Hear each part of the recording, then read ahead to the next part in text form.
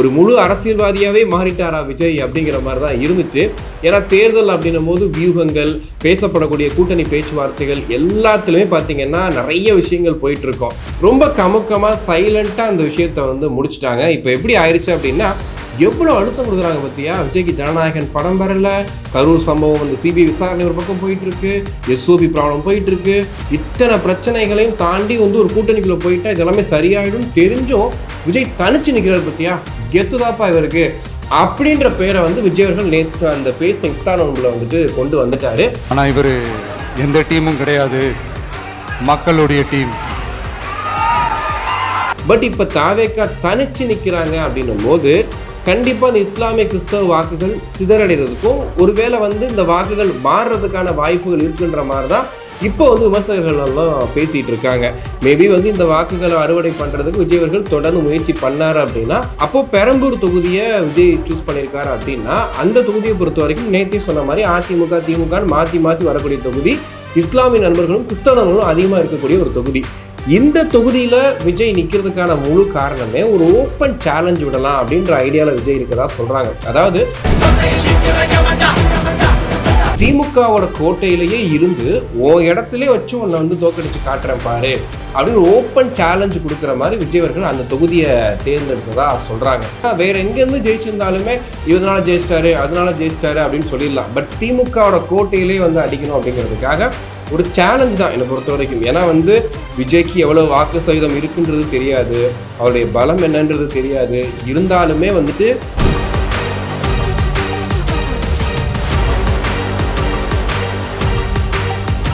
தமிழக சட்டமன்ற தேர்தல் 2026, அதாவது இன்ட்ரெஸ்டிங் த கோர்னு சொல்லுவாங்கல்ல, அந்த மாதிரி இந்த ஆண்டு தேர்தல் வந்து பயங்கர இன்ட்ரெஸ்டிங்காக போயிட்டுருக்கு. அதாவது சுவாரஸ்யத்தின் உச்சக்கட்டம்னு சொல்லுவோம் இல்லையா, அந்த அளவுக்கு வந்து மாறி இருக்கு.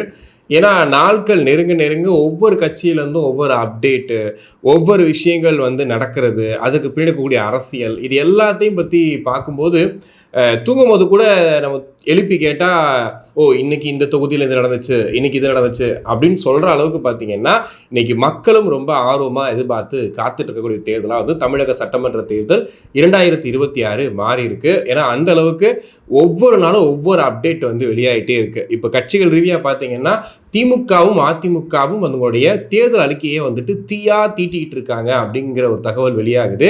ஏற்கனவே விஜய் அவர்கள் வந்து சில அறிவிப்புகள் மகளிருக்காக கொடுத்திருந்தாரு. ஸோ அந்த அறிவிப்புகளை தாண்டி ஒரு விஷயத்த கொடுக்கணும் அப்படின்றதுக்காக திமுகவும் அதிமுகவும் முழு மூச்சா வேலை பார்த்துட்டு இருக்காங்க.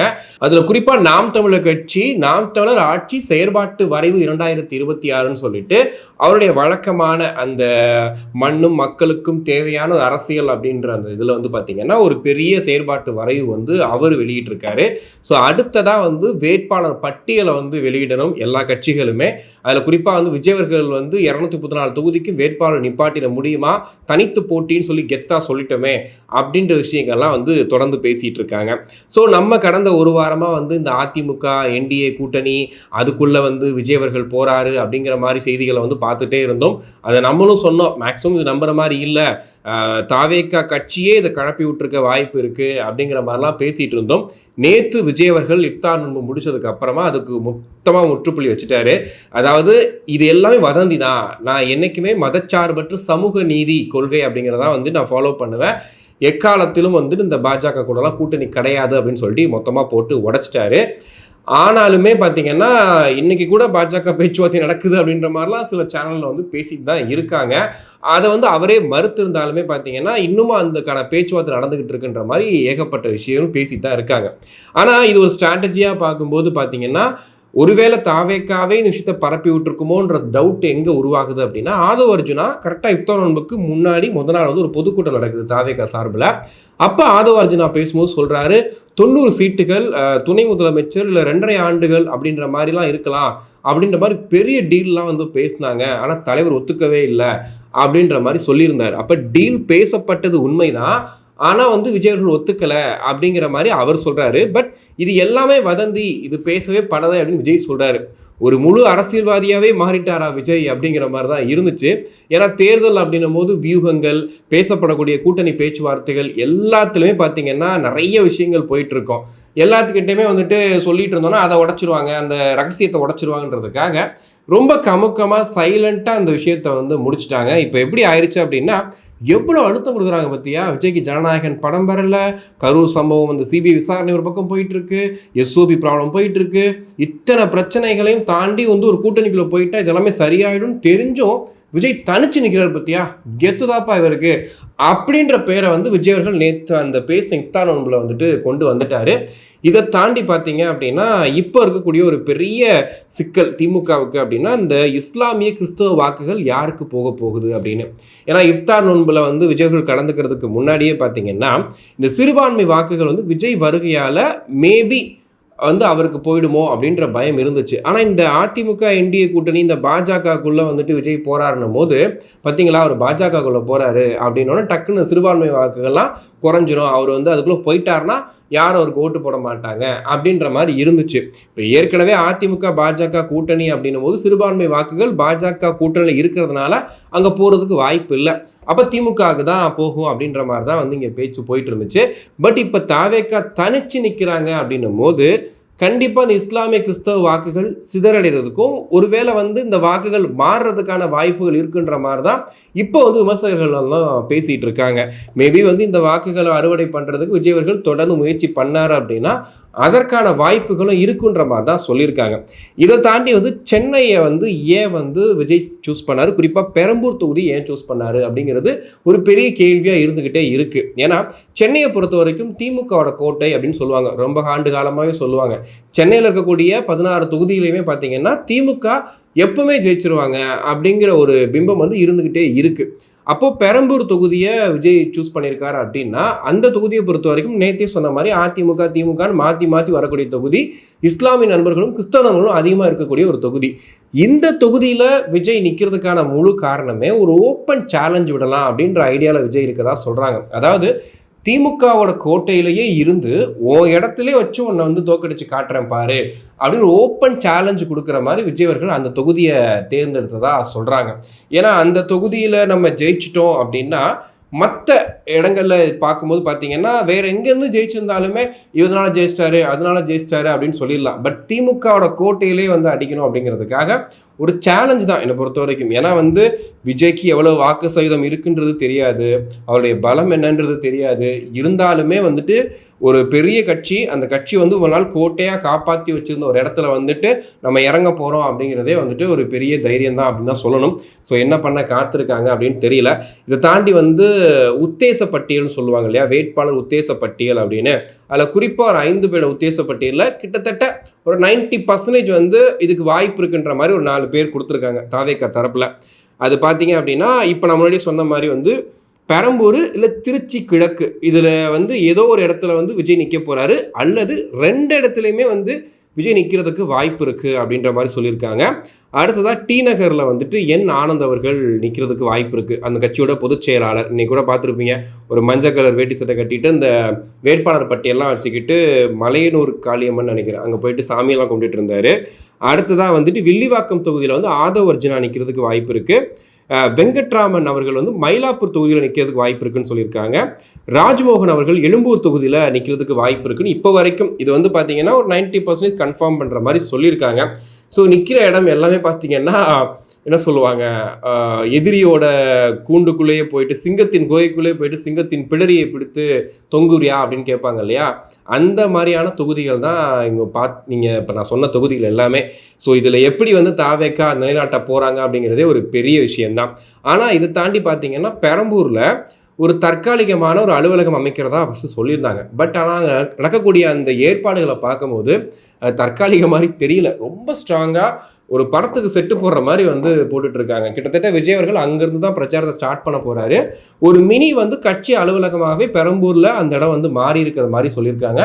ரொம்ப அட்வான்ஸ்டாக பல விஷயங்களை வந்து செலுத்தி அங்கேருந்து விஜய் அவர்கள் மற்ற ஊர்களுக்கு மற்ற பிரச்சாரங்களுக்கு பிளான் போடுறது, அங்கேருந்து வந்துட்டு தேர்தல் வேலைகளை கவனிச்சுக்கிறது, இந்த எல்லாத்தையுமே வந்து ஒரு கண்ட்ரோல் ரூம் மாதிரி ஒரு வார் ரூம் இருந்துச்சு சைதாப்பேட்டையில், அது மாதிரி ஒரு விஷயத்த வந்து பெரம்பூரில் கொண்டு வர மாதிரி பிளான் பண்ணியிருக்கதா சொல்கிறாங்க.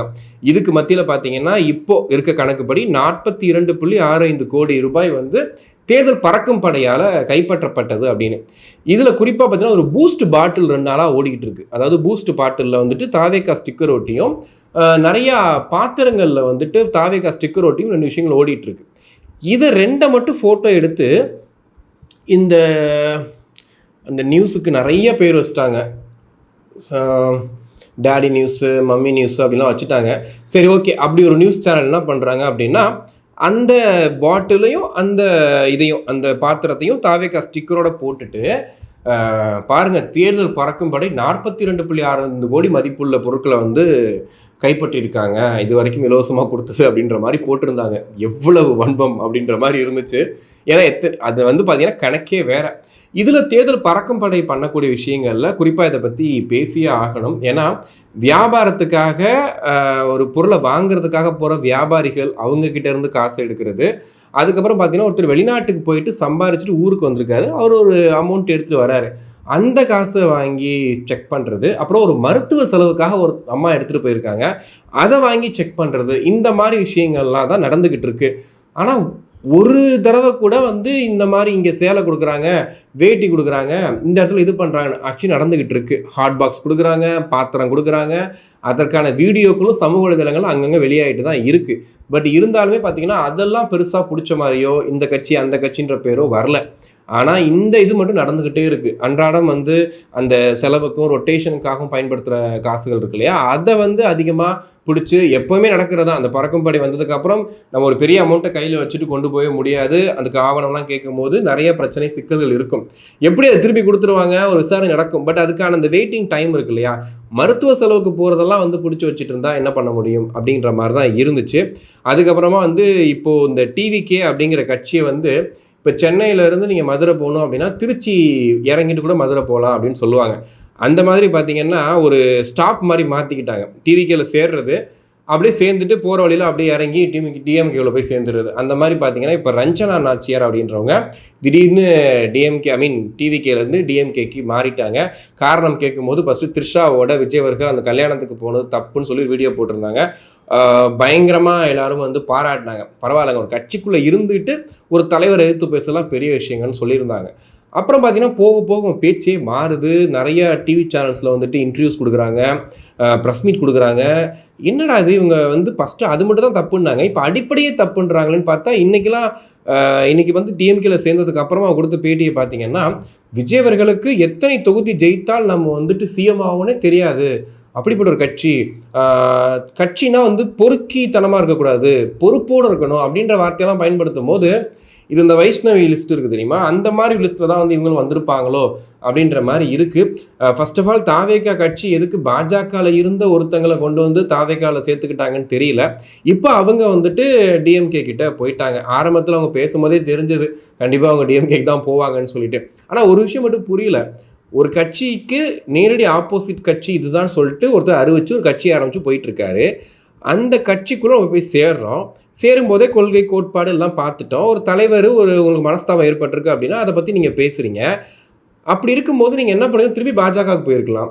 இல்லையா நான் அரசியலேருந்து வெளியே வந்துடலன்னு சொல்லிடலாம். இல்லையா வேற ஒரு கட்சி, அதாவது இப்போ நீங்கள் எதிரி திமுக அப்படின்னும் போது நீங்கள் ஆப்போசிட்டாக வேறு கட்சியில் சேர்ந்துடலாம். ஆனால் ஆப்போசிட் கட்சியிலே போய் சேர்ந்துக்கிட்டு திரும்ப நம்ம சேர்ந்த கட்சியே போட்டு அடிக்கிறது இருக்குல்ல, ரொம்ப வித்தியாசமாக தான் இருக்குது. ஆனால் இதை மக்கள் எப்படி எடுத்துப்பாங்கன்னு தெரியும் இல்லையா, மக்கள் எல்லாத்தையும் பார்த்து தானே இருப்பாங்க. ஸோ அவங்க என்ன மாதிரி இதை எடுத்துப்பாங்க அப்படிங்கிறதும் தெரியல. நீங்களும் வந்து இதை பற்றி என்ன யோசிக்கிறீங்கன்றத கமெண்ட்ஸில் சொல்லுங்கள். இப்போ வேட்பாளர் நியமனம் தாவேகாவை பொறுத்த வரைக்கும் வந்து நேர்காணல் மூலியமாக போயிட்டுருக்கு. இன்னொரு பக்கம் வந்து உத்தேச பட்டியல் மூலியமாகவும் சில நேர்காணல்கள் இது இவரை பண்ணலாமே, இவருக்கு வாய்ப்பு இருக்குது அப்படின்ற மாதிரி வந்து கட்சி தலைமை வந்து விஜய்கிட்ட சொல்கிறதாகவும் பல செய்திகளை பார்க்குறோம். இந்த இடத்துல வந்து பார்த்தீங்கன்னா இப்போ தனித்து போட்டி அப்படின்னும் போது ஒவ்வொரு தொகுதிக்கும் செலவு செய்யக்கூடிய பணம் அப்படிங்கிறது ஒரு பெரிய ரோலாக வந்து இந்த தேர்தலில் பார்க்கப்படும். இப்போ கூட பார்த்தீங்கன்னா சீமான் அவர்கள் வழக்கம் போல் நாம் தமிழர் கட்சி 2026 சட்டமன்ற தேர்தலில் போட்டியிடுறதுக்கு திரள் நிதி வேணும்னு சொல்லி கேட்டிருக்காரு. பிகாஸ் உங்களை நம்பி தான் இந்த கட்சியும் போயிட்டுருக்கு, நம்மளுடைய அடுத்த கட்ட நகரும் போயிட்டுருக்கு அப்படிங்கிற மாதிரி அவர் வந்து திரள் நிதி கேட்குறாரு. இப்போ விஜய் அவர்களை பொறுத்த வரைக்கும் இன்வெஸ்ட்மெண்ட் அப்படின்னும் போது எல்லாம் ஆதவர்ஜுனா சொல்கிறாங்க. ஆதவர்ஜுனா என்ன சொல்கிறாருன்னா, என்கிட்ட எதுவுமே கிடையாதுங்க, எல்லாமே மக்கள் கொடுப்பாங்கன்னு சொல்லி அவரும் சொல்கிறாரு. ஸோ இப்போ 234 தொகுதிக்கும் வேட்பாளர் நிப்பாட்டுறதுக்கு விஜய்கிட்ட ஆள் இருக்காங்களா அப்படின்னு கேள்விக்கு பின்னாடி என்ன இருக்குது அப்படின்னா, செலவு செய்ய ஆள் இருக்காங்களா அப்படின்ற கேள்வி தான் இருக்குது. ஆனால் இப்போ வரைக்கும் பார்த்தீங்கன்னா அந்த விருப்ப மனுக்கள் வந்ததுக்கு அப்புறமா மக்களை நம்பி மட்டுமே வந்துட்டு பல்வேறு இடங்களில் வேட்பாளர்கள் வந்து நியமனம் ஆகிட்டு இருக்காங்க. மேபி அவங்க செலவு செய்யணுமா, அதாவது காசு கொடுத்து இங்கே யாரும் ஓட்டு கேட்க போகிறதில்ல. குறிப்பாக வந்து தாவேகா தரப்பில் அப்படி இல்லைன்ற மாதிரி தான் இருக்கும். ஏன்னா இப்போ புதிய கட்சி காசு கொடுத்தலாம் ஓட்டு வாங்க முடியாது. அப்படி இருக்கும்போது எப்படி இதை வந்து டேக்கிள் பண்ண போகிறாங்கன்றது ஒரு பெரிய டாஸ்க்கு தான். மேபி இது எங்கேருந்து காசு செலவு பண்ண போகிறாங்க, அட்லீஸ்ட் ஒரு டெபாசிட் அமௌண்ட்டாக இருக்கட்டும், அதுக்கப்புறம் இருக்கக்கூடிய அந்த அவங்க போயிட்டு வர செலவு, மற்ற செலவுகள், இதையெல்லாம் வந்து என்ன மாதிரி பிளான் பண்ணியிருக்காங்கன்னு தெரியல. ஆனால் அதுக்கான பிளானு, அதுக்கான விஷயங்கள் எல்லாமே வந்துட்டு கண்டிப்பாக வந்து விஜய் அவர்கள் யோசிக்காமல் இருக்க மாட்டார். ஏன்னா இந்த கேள்விக்கு வந்து பதில் சொல்லியே ஆகணும். ஏன்னா இந்த இருக்கக்கூடிய இந்த நாட்களுக்குள்ளே இந்த வேட்பாளர் நியமனத்தை ஆரம்பித்தாதான் அடுத்த பிரச்சாரத்துக்கு போக முடியும். இப்போ வேட்பாளர் நியமனம், வேட்பாளரை வந்து நம்ம அறிவிக்காமல் பிரச்சாரத்துக்கு போனோம் அப்படின்னா அந்த தொகுதியில் போய் யாருக்காக ஓட்டு கேட்குறோம் அப்படின்னு மாதிரி ஆகிடும். ஸோ அப்போ ஒவ்வொரு தொகுதிக்கும் போகணும், இல்லை ஒவ்வொரு இடங்களுக்கும் போகிறோம், முக்கியமாக ஒரு 5 இடத்துக்கு போகிறோம் அப்படின்னா கூட வேட்பாளர்களை வந்து நம்ம வந்துட்டு அங்கே முன்னிறுத்தினா மட்டும்தான் அந்த தொகுதியில் நம்ம ஜெயிக்க முடியும். ஸோ அந்த இடத்துல வரும்போது அந்த வேட்பாளர் நியமனத்துக்குரிய இந்த சிக்கலை வந்து விஜய் அவர்கள் என்ன பண்ண போகிறார் அப்படிங்கிறத பொறுத்து தான் பார்க்கணும். இதுக்கப்புறம் விளாத்திக்குளம் அந்த மாணவி வழக்கில் இப்போ ஒரு குற்றவாளியை வந்துட்டு பிடிச்சிருக்காங்க. அவர் தான் குற்றவாளின்னு சொல்கிறாங்க. தர்ம முனீஸ்வரன் அப்படின்ற ராமநாதபுரத்தை சேர்ந்த சாயல்குடி பக்கத்தில் அவரோட ஊருன்னு சொல்கிறாங்க. ஸோ இவர் தான் வந்து குற்றம் பண்ணியிருக்காரு அப்படின்ற மாதிரி போலீஸ் தரப்பில் இப்போ வந்து சொல்லியிருக்காங்க. இவர் யாருன்னு கேட்கும்போது பார்த்தீங்கன்னா, கடந்த 2020ஆம் ஆண்டு ஒரு 60 வயது மூதாட்டியை பாலியல் வன்கொடுமை செஞ்சு கொலை செஞ்ச ஒருத்தர் தான் இந்த தர்ம முனீஸ்வரன் அப்படின்னு சொல்கிறாங்க. இவர் மேலே ஒரு 33 வழக்குகள் இருக்குது. அதை தாண்டி பார்த்தீங்க அப்படின்னா, திரு அண்ணாமலை அவர்கள் கூட இன்றைக்கி ப்ரெஸ் மீட்லேயும் அவருடைய ட்விட்டர் பக்கத்துலேயும் ஒரு பதிவு கூட போட்டிருக்காரு. என்ன போட்டிருக்காரு அப்படின்னா, 2020 வந்துட்டு ஒரு 60 வயது மூதாட்டியை பாலியல் வன்கொடுமை செஞ்சோன்னு சொல்கிறீங்க, 33 வழக்குகள் இருக்குன்னு சொல்கிறீங்க, இதை தாண்டி அவருக்கு ஆயுள் தண்டனை கொடுக்கப்பட்ட ஒரு கைதியும் சொல்கிறீங்க. இவருக்கு எப்படி ஜாமீன் ஃபஸ்ட்டு கொடுத்தாங்க அப்படின்ற கேள்வி கேட்குறேன். ஏன்னா அவர் ஜாமீனில் இருக்கார். 2020 நடக்குது, 2024 அவருக்கு வந்துட்டு தீர்ப்பு கொடுக்குறாங்க. இவர் உச்சநீதிமன்றத்துக்கு போய் வந்து ஜாமீன் வாங்கிட்டு வந்திருக்காரு.